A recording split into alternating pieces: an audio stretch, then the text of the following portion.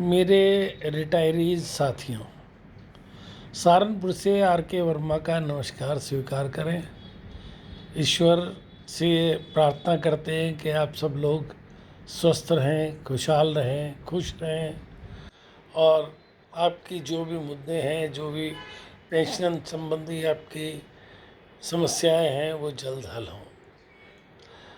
हिंदुस्तान का इतिहास जो है वो बहुत सारे मीर जाफ़र, जयचंद, फणेंद्र नाथ घोष, जिन्होंने भगत सिंह के विरुद्ध गवाही दी, जिस वजह से उनको फांसी की सज़ा दी गई। यहाँ पर विभीषण, जिन्होंने अपने भाई के परिवार का सत्यानाश करा दिया, और यहाँ पर मंथरा, जिन्होंने राम को 14 साल के लिए वनवास दिलवा दिया। ऐसे लोगों की भरमार रही है और वो भरमार और उस चिंतन के लोग आज भी हिंदुस्तान में हैं और वो कई कई एसोसिएशन में, रिटायरीज की फेडरेशन में भी मौजूद हैं। एक कहावत है कि लॉयल्टी, आप लॉयल हैं और या आप बिट्रे करेंगे, या आपके ब्लड से पता चलता है, आपके एक्शन से, एक्ट से पता चलता है। स्थिति क्या है कि यहाँ पे जो एक अपेक्स यूनियन है, उसके जनरल सेक्रेटरी से लॉयल्टी की आशा रखना ऐसा ही है जैसे मरुस्थल में आप ये सोच रहे हो कि यहाँ नदी बहेगी और रोज़ बारिश होगी। न मरुस्थल में नदी बहेगी, न मरुस्थल में रोज़ बारिश होगी। ये ऐसी चीज़ें करना हमारी एक सही मायनों में एक मृग तृष्णा है, क्योंकि वो ना कभी लॉयल थे, ना कभी लॉयल हैं और ना कभी लॉयल हो सकते हैं। उन्होंने हमेशा पेंशनर्स के पेट में छुरा घोंपा। हमने उनसे कहा कि 1684 का जो मैटर है ये कोर्ट में जाना चाहिए, उन्होंने मना कर दिया। वो फिर CN प्रसाद जी ने इस मैटर को लिया, लड़ा और जीता। इसका मतलब ये कि हमें पता था कि ये चीज़ गलत है, उसके बावजूद भी हम उसके विरुद्ध खड़े नहीं हुए। यही स्थिति DA केस में आई। भट्टाचार्य जी ने DA का केस सिंगल जज और डबल बेंच में, और उसके बाद जो उसमें गलती रह गई थी उसको ठीक करा करके कलकत्ता हाई कोर्ट से जीता। लेकिन AIBRF के जनरल सेक्रेटरी ने वो केस जानबूझकर हारा, और जानबूझकर इसलिए हारा कि वो ताकि अपने आकाओं को खुश कर सके। अब आप मुझे बताइए कि क्या स्थिति है। आपने फरवरी 2005 से वो DA नहीं दिया, मना कर दिया। उसके बाद अब आपने 2023 में वो DA दिया। क्यों दिया भाई?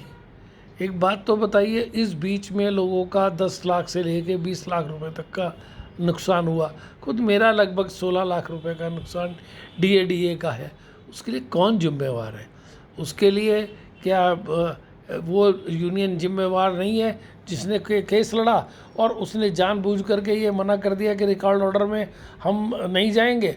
आपने 2.5 लाख रुपए बाली जी को पेमेंट किया और उसके बाद आपने मना कर दिया नहीं जाएंगे।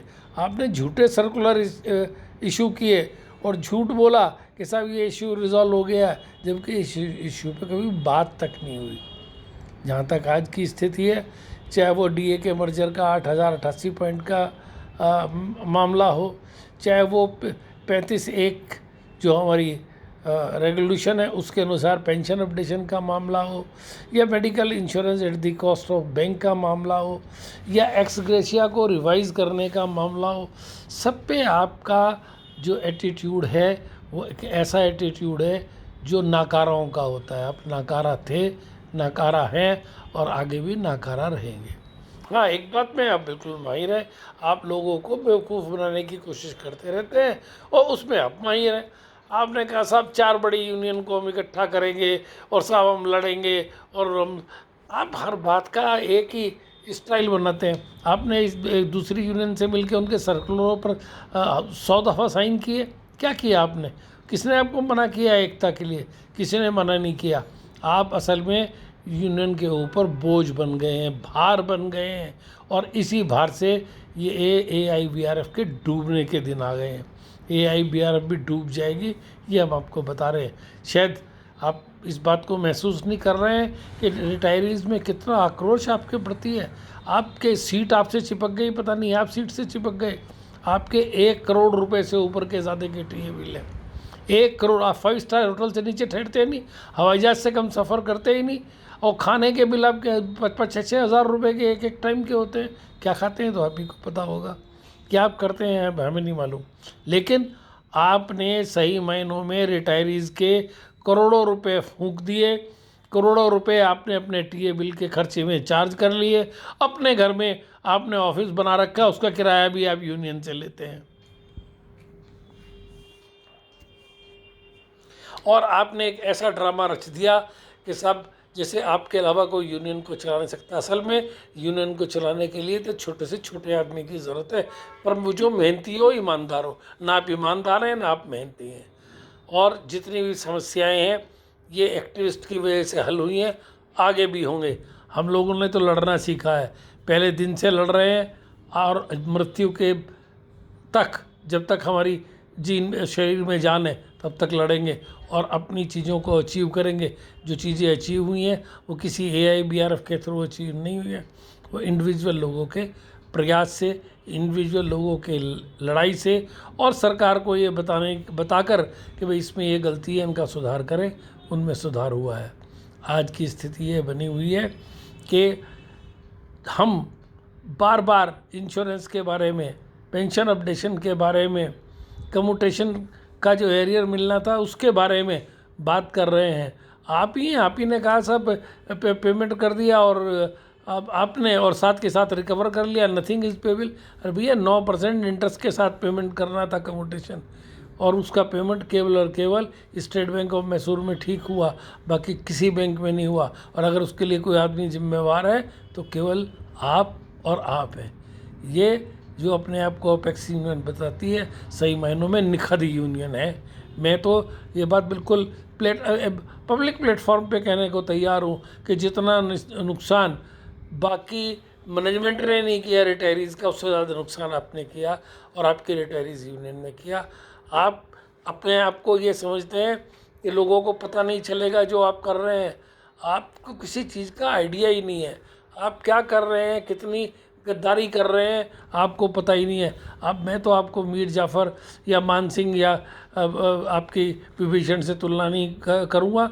मैं तो कहूँगा उनका नाम तो फिर भी सम्मान से लिया जाता है। आप अगर इतिहास लिखा जाएगा रिटायरीज यूनियन का, तो आपका नाम तो काले अक्षरों में लिखा जाएगा। और ये आज नहीं, कल नहीं, आज भी जब कभी भी आप इसको देखेंगे तो आपको ये नज़र आएगा कि एक आदमी ऐसा था जिसने इतने दिनों तक गद्दारी की और वो गद्दारी पर बना रहा। आप जो आपके सपोर्टर हैं ये वो भी इस मैसेज को सुने कि इस समय जो नुकसान रिटायरीज़ का हो रहा वो आपके और आपकी वजह से हो रहा है। लाखों पेंशनर्स मर गए, लाखों पेंशनर्स की विधवाएं जो हैं वो मर गईं, उनको कुछ नहीं मिला। और अगर नहीं मिला और उसके लिए कोई जिम्मेवार है तो केवल आप और आपकी यूनियन जिम्मेवार है, उसके लिए कोई दूसरा आदमी जिम्मेवार नहीं है। बिल्कुल जो समस्याएं हैं, चाहे वो अपडेशन की समस्या हो, चाहे वो सुप्रीम कोर्ट से हल हो, चाहे वो गवर्नमेंट से हल हो, होगी, निश्चित होगी। एक्स ग्रेशिया ख़त्म होगा, पेंशन अपडेशन होगा, और मेरे हिसाब से इसी साल में होगा। आप सब लोगों को शुभकामनाएं। अपनी सेहत का ध्यान रखिए और भगवान से प्रार्थना कीजिए इन लोगों को सद्बुद्धि आए और सरकार और सुप्रीम कोर्ट जल्द से जल्द आपकी समस्याओं का निदान करे। Thank you very much.